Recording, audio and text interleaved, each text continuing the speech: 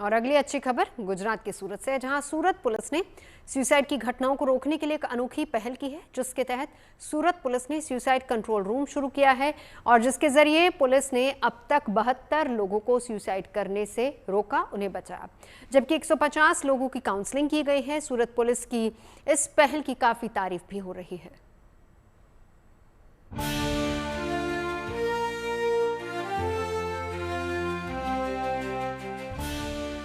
Police को अब तक अपने क्राइम को कंट्रोल करते, आपदा के समय लोगों की मदद करते और वीआईपी लोगों की सुरक्षा संभालते देखा होगा, लेकिन सूरत पुलिस इन कामों के अलावा एक काम और भी कर रही है, वो है लोगों को सुसाइड करने से बचाना। इस काम को किया जा रहा है इस कंट्रोल रूम के जरिए। सूरत पुलिस ने अपनी इस अनोखी पहल के तहत पुलिस कंट्रोल रूम में ही एक अलग से सुसाइड के मामलों को रोकने के लिए कंट्रोल रूम शुरू किया है, जहां बैठे ये लोग ऐसे लोगों की मदद करते हैं जो किसी परेशानी, बीमारी, व्यापार में नुकसान, आर्थिक तंगी, पारिवारिक कलह या फिर डिप्रेशन के चलते खुदकुशी का फैसला करते हैं। विविध कारणों के चलते कई लोग खुदकुशी कर लेते हैं और ऐसे खुदकुशी के मामलों को रोकने के लिए सूरत पुलिस ने एक अनोखी पहल शुरू की है और उस पहल के तहत सूरत पुलिस को सफलता भी मिल रही है। किस तरह की पहल है, किस तरह से सफलता मिल रही है, इस मामले पर बातचीत करेंगे। अनुपम सिंह गहलोत सूरत के पुलिस अफसर हमारे साथ मौजूद हैं। सर, सूरत पुलिस ने ये जो किस तरह से मुहिम शुरू की, क्या सोच के शुरू की, अब उसके परिणाम क्या है? जब बोर्ड की परीक्षाएं का रिजल्ट आने वाला था तो जनरली हम लोग हर साल ये देखते थे कि किस तरह से बच्चे अपना डिप्रेशन में आ गया, उनके रिजल्ट उनको मन माफिक नहीं आया, उसके वजह से सुसाइड वगैरह कर लिया करते थे। तो उनको प्रोटेक्ट करने के लिए, उनको हेल्प करने के लिए हम लोगों ने डिसाइड किया कि अपने को जो एक हेल्पलाइन चालू करना चाहिए। सूरत पुलिस ने इस कंट्रोल रूम से जुड़े 2 नंबर जारी किए हैं। ये हेल्पलाइन नंबर शहर के सभी पुलिस थानों से कनेक्टेड हैं, जो भी पीसीआर वैन है उनके साथ भी कनेक्ट है, जिसका फायदा ये हुआ कि पिछले 2 महीने के अंदर सूरत पुलिस के इस सुसाइड कंट्रोल रूम को 366 कॉल मिली हैं। इनमें 72 लोगों को सुसाइड करने से पुलिस ने बचाया है, जबकि 150 लोगों की काउंसलिंग की गई है। इस सुसाइड कंट्रोल रूम की खास बात ये भी है कि यहाँ पर पुलिस कर्मियों के अलावा निजी काउंसलर्स को भी बैठाया गया है, जो सुसाइड से जुड़े पेचीदा मामलों को बेहद पेशेवर तरीके से संभालते हैं। हम लोगों ने डिसाइड किया कि अपना कंटिन्यूअस बेसिस पे एक हेल्पलाइन चालू की जाए, जो कि हमारी सूरत शहर पुलिस की आत्महत्या निवारण हेल्पलाइन जो पुलिस कंट्रोल रूम में चालू की गई। वहाँ राउंड द क्लॉक 24 कलाक हमारी पुलिस की टीम और प्राइवेट काउंसलर की टीम हमारे साथ बैठते हैं। इन टीम को हम लोगों ने 3 अपने नंबर दिए, जो एक तो हमारा डायल 100 नंबर सबसे कॉमन नंबर होता है, बाकी भी 2 नंबर हम लोगों ने हेल्पलाइन नंबर दिए। और इनसे जो टीम को हम लोगों ने कनेक्ट किया, हमारे जो पुलिस स्टेशन हैं, पुलिस स्टेशन को जो इंचार्ज हमारा ऑफिसर है उसको कनेक्ट किया, और साथों साथ जो हमारी जो पुलिस कंट्रोल रूम के जो व्हीकल, जो 100 नंबर अभी 112 नंबर की जो गाड़ियां हैं, वो 74 गाड़ियां, उनको कनेक्ट कर दिया कि जब कभी कोई कॉल आए उसके पहले हम लोगों ने काफी पब्लिसिटी भी किया, मीडिया के माध्यम से लोगों तक पहुंचे, अलग अलग जो है फोरम पे हम लोगों ने बात किया हेल्पलाइन के बारे में। तो कि लोग जो एक तक, जो हमने ये हमारा जो मेन मोटो रखा कि सूरत पुलिस आपसे विनती करती है कि एक तक आप हमें भी ऐसा कोई पगला भरने से पहले दीजिए और सूरत को आपकी जरूरत है जाए। गुड न्यूज टुडे से बातचीत में सूरत पुलिस कमिश्नर अनुपम सिंह गहलोत ने बताया कि इस कंट्रोल रूम को शुरू करने से पहले उन्होंने बीते 3 सालों में सुसाइड करने वाले लोगों का एक डेटा तैयार किया था, जिसका अध्ययन कर इस सुसाइड कंट्रोल रूम को शुरू किया गया, जो लगातार सुसाइड जैसा घातक कदम उठाने के बारे में सोचने वालों की मदद कर रहा है, वो भी सिर्फ एक फोन कॉल पर। जो हमारी टीम होती थी, जो जैसे ये कॉल करते थे या इनके कोई दोस्त कॉल करता था, इनके जो नंबर्स होते इमीडिएटली हम लोगों ने लोकेशन लेके हमारी जो टीम तुरंत, जो हमारी जो फील्ड की जो टीम हमने जैसे बताया, वो पहुंच जाया करती। तो मीन टाइम हमारा काउंसलर इनसे बात करके इनको इंगेज रखता था, जो है इस तरह से इनको हम लोग वापस लाते गए। इसमें 150 आसपास ऐसे लोग भी हैं जिनको पर्सनली लाने के बाद काउंसलिंग की गई, और काउंसलिंग करने के बाद जो इनको बताया गया कि इनकी प्रॉब्लम क्या है, इनकी कोई जॉब रिलेटेड प्रॉब्लम थी, घरेलू प्रॉब्लम थी, दूसरी कोई प्रॉब्लम थी, उसको हम लोगों को सॉर्ट आउट भी काफी प्रॉब्लम हम लोगों ने किया, और बाकी सॉर्ट आउट हो इसके लिए घर वालों को भी इन्वॉल्व किया। तो ये एक तरह से काफी अच्छी हेल्पलाइन काम कर रही है। मौजूदा वक्त में जब पुलिस पर पहले से ही काम का काफी ज्यादा बोझ है, ऐसे में सूरत पुलिस की ये पहल काफी सराहनीय है, क्योंकि वो शहर के लॉ एंड ऑर्डर को संभालने के साथ साथ जिंदगी से हार मान चुके लोगों का हाथ थामकर उन्हें आत्महत्या करने से बचा रही है। सूरत से संजय सिंह राठौड़ के साथ bureau report, good news today.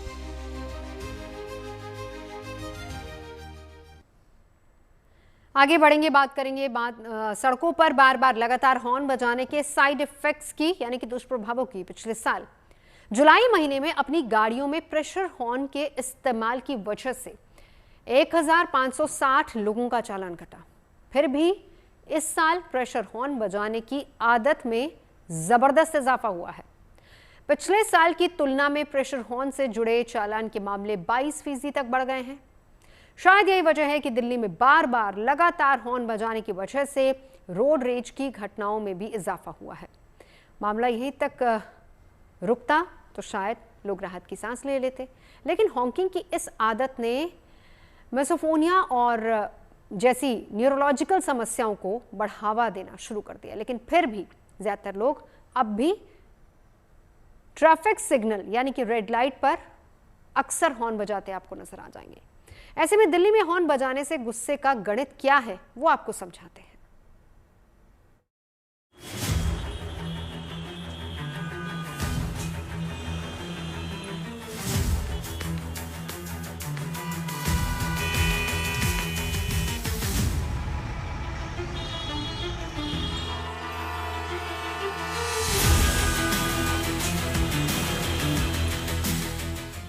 Delhi की सड़कों पर रोड रेस से जुड़ी इस तरह की घटनाएं आम होती जा रही है। गलत तरीके से गाड़ी चलाना, ओवरटेकिंग के अलावा बेवजह हॉर्न बजाने की वजह से भी लोग धैर्य खो बैठते हैं, जिसके बाद मामला मारपीट तक पहुंच जाता है। पीक ट्रैफिक आवर्स में दिल्ली की सड़कों पर निकलने वाले लोगों को ट्रैफिक जाम की समस्या के अलावा हॉकिंग यानी हॉर्न की आवाज से भी जूझना पड़ रहा है। हालात इतने खराब हो गए हैं कि वाहनों से चलने वाले लोग अस्पताल और स्कूल के बाहर भी हॉर्न बजाते रहते हैं। उन्हें इस बात से कोई फर्क नहीं पड़ता कि हॉर्न की तेज आवाज से पढ़ाई से छात्रों का ध्यान भटकता है। अस्पताल में इलाज करवाने आए मरीजों को परेशानी होती है। ये हम सभी को मालूम है कि अस्पताल के बाहर और स्कूल के बाहर हॉर्न नहीं बजाना है गाड़ी का, लेकिन इस वक्त मैं एम्स के बाहर खड़ा हुआ हूँ दिल्ली में, और मुझे लगता है कि सबसे ज़्यादा हॉर्न की आवाज़ मुझे एम्स के बाहर ही सुनाई पड़ी है। ना सिर्फ एम्स के गेट के अंदर जो गाड़ियाँ एंटर हो रही हैं वो हॉर्न मारते हुए एंटर होती हैं, बल्कि सड़क से भी जो भी गाड़ियाँ गुजर रही हैं वो भी हॉर्न मारते हुए ही यहाँ से निकलती हैं। ऐसा लगता है जैसे यहाँ पर अगर हॉर्न नहीं मारा तो भला कुछ नहीं किया। लगातार यहाँ पर हॉर्न की आवाज़ सुनना ये बताता है कि लोग अपनी गाड़ी के हॉर्न को लेकर कितना सेंसिटिव है, या फिर ये दिखाता है कि बिल्कुल भी सेंसिटिव नहीं है। कई लोग जो गाड़ी में अपने साथ पेशेंट को लेकर आ रहे हैं वो भी अस्पताल के बाहर हॉर्न मारने से नहीं चूक रहे हैं। तो आप समझ सकते हैं कि दिल्ली वाले हॉर्न को लेकर आखिर कितना संवेदनशील हैं। वो जानते हैं कि स्कूल और अस्पताल के बाहर हॉर्न नहीं मारना है, लेकिन आपको सबसे ज़्यादा हॉर्न की आवाज़ एम्स के बाहर रास्तों पर सुनाई पड़ेगी।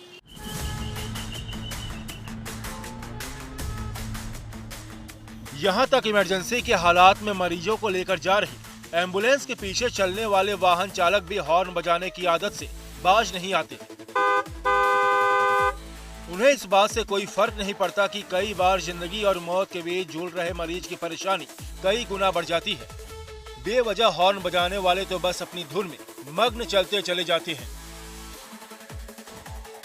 एम्बुलेंस को तो साइड भी नहीं देते, इसके आगे आगे भागते हैं सर, हॉर्न बजाते रहते हैं, आगे आगे चलते हैं, हम हॉर्न बजाते रहे, इतना परेशान हो जाते हैं। पेशेंट रहता है अंदर फिर भी साइड नहीं देते हैं। अब क्या किया जाए बताओ आप। दिल्ली में व्यस्त समय यातायात की औसत गति 24 किलोमीटर प्रति घंटे की है। ऐसे में कई लोग ट्रैफिक के दौरान अपने गंतव्य तक पहुंचने के लिए वाहनों के हॉर्न में भी बदलाव कर देते हैं। बस, ट्रक, गाड़ियां, मोटरसाइकिल, स्कूटर, यहाँ तक ऑटो रिक्शा तक में धड़ल्ले से प्रेशर हॉर्न का इस्तेमाल किया जा रहा है। आफ्टर मार्केट मिलने वाले प्रेशर हॉर्न की आवाज बहुत तेज या कर्कश होती है। इनका इस्तेमाल कर रहे लोगों को कोई फर्क नहीं पड़ता कि ट्रैफिक सिग्नल लाल है, वो हरी बत्ती तक का इंतजार नहीं करते, बस हॉर्न बजाते रहते हैं। कोई वजह नहीं होती फिर भी हॉर्न देते हैं, आगे रास्ता नहीं है फिर भी हॉर्न देते रहते हैं, कोई वजह नहीं। उससे आदमी को कंफ्यूज हो जाता है, आगे एक्सीडेंट होने के चांस हो जाते हैं। कुछ लोग ये भी करते हैं कि जल्दीबाजी के चक्कर में, ओवरटेक करने के चक्कर में, सबको जल्दी होती है कि वो कहीं से भी कट मार के निकलने की कोशिश में हॉर्न वगैरह मारते रहते हैं, जैसे कि आपको सुनाई भी दे रहा है। मतलब अगर जैसे बंदा सो गया, चला नहीं रहा तो ठीक है हॉर्न मारना, अब सामने चल रही है गाड़ी तो क्यों हॉर्न मार रहा है? जब ट्रैफिक लाइट हो रही है तो उसके ग्रीन होने के बाद ही निकलेगी ना। बहुत सारे लोग ऐसे सोचते हैं कि जल्दी से निकल जाएंगे, भले जगह ना हो मगर हम निकल जाएंगे, पर उससे होता कुछ नहीं है। पर उनकी सोच ये होती है कि हम हॉर्न बजाने से हमारा आगे से गाड़ी वाले हटा लेगा। जल्दबाजी में कुछ लोगों की आदत पड़ जाती है, कुछ लोगों को आदत पड़ जाती है हॉर्न मारने की। उनको लगता है शायद हॉर्न मारने से ट्रैफिक खुल जाएगा, पर ऐसा होता नहीं है। सड़कों पर बेवजह या लगातार हॉर्न बजाने की आदत हिंसक घटनाओं में बदल जाती है। सिर्फ हॉकिंग की आदत ने रोड रेज की घटनाओं में इजाफा किया। लगातार एक ही तरह की आवाज को सुनने वाले व्यक्ति में चिड़चिड़ापन, गुस्सा, घृणा जैसी भावनाएं बढ़ जाती है। कई के सामने मिसोफोनिया नाम की न्यूरोलॉजी स्थिति की समस्या भी पैदा हो जाती है। मिसोफोनिया बेसिकली एक ऐसा सिम्टम है, एक ऐसी सिचुएशन है जहाँ पे हमें कोई भी रिपीटेड साउंड इरिटेट कर सकती है। कहीं भी कुछ भी अगर बहुत ज्यादा रिपीटेड हो रहा है, चाहे वो बहुत छोटा म्यूजिक ही, छोटा ही साउंड क्यों ना हो, कहीं पानी टपक रहा है या कहीं बर्तन की आवाज आ रही है या किसी के खराटों की आवाज आ रही है, तो रिपीटेड साउंड्स जो है वो हमें बहुत ज्यादा रिपीट करती हैं इसमें। हॉर्न की वजह से दिल की धड़कन, रक्तचाप और तनाव बढ़ने का एहसास होता है। ध्वनि प्रदूषण की वजह से कई लोग हाइपर एक्सक्यूसिस के शिकार होते जाते हैं। इस समस्या से जूझ रहे व्यक्ति की सामान्य आवाजें भी बहुत तेज, चुभती हुई या असहनीय लगने लगती हैं। जिसको हाइपर एक्यूसिस सिम्टम है, वो इंसान बेसिकली घर पे ही रहना पसंद करेगा, क्योंकि उसको ऐसी कोई सिचुएशन नहीं चाहिए जहां उसके आसपास कोई लाउड नॉइज हो या उसको बार बार वो परेशान करे। तो ऐसे लोगों को सड़क पे बहुत जल्दी गुस्सा आ सकता है। अगर वो ट्रैवल कर रहे हैं और उनको बार बार कोई हॉर्न मार के परेशान कर रहा है, तो वो डेफिनेटली वो लड़ाई में कन्वर्ट हो जाएगा, because they can not bear that sound. उनको बहुत ज्यादा मेंटली परेशान करती है ये साउंड। कुछ मामले में तो तेज या बार बार बजाए गए हॉर्न को सुनने वाले लोग अपने अपमान के प्रतीक के तौर पर भी देखने लगते हैं। लगातार हॉर्न बजाने पर कई बार तीखी बहसें भी हो जाती हैं, जिसकी वजह से गुस्से में आकर लोग एक दूसरे पर हमला भी कर देते हैं। जो हॉर्न कभी सुरक्षा का संकेत था, अब गुस्सा और सत्ता का प्रतीक बन चुका है। दिल्ली पुलिस और तमाम एक्सपर्ट्स ये मानते हैं कि अगर ये ट्रेंड नहीं बदला तो आने वाले दिनों में रोड रेज और दिल्ली की सड़कों पर हिंसक घटनाएं और बढ़ सकती हैं। इस ट्रेंड में बदलाव की जरूरत है, लेकिन ये बदलाव आखिर कहां से हो, सिस्टम से या समाज से? ये सवाल हम आपके लिए छोड़े देते हैं। कैमरामैन शैलेंद्र के साथ Manish Chaurasia, good news today, Delhi. जहां इन दिनों देश में मेक इन इंडिया प्रोडक्ट्स एक मुहिम के रूप में बनाए जा रहे हैं, ऐसे में रक्षाबंधन के लिए भी हाथ से बनी राखियों की इन दिनों खूब डिमांड है। एक संस्था दो खास वजहों से ऐसी राखियां बना रही है। पहला कारण तो ये कि देश के अंदर बने सामान हैं जिनको मेक इन इंडिया मुहिम को बढ़ावा देना है, और दूसरा कारण की अगर बात की जाए तो इसका साफ संदेश ये है कि तीज त्योहार पर अपनों को खुश करने से पहले उनके बारे में भी जरूर सोचें जो खुद के लिए कुछ कर पाने में असमर्थ है।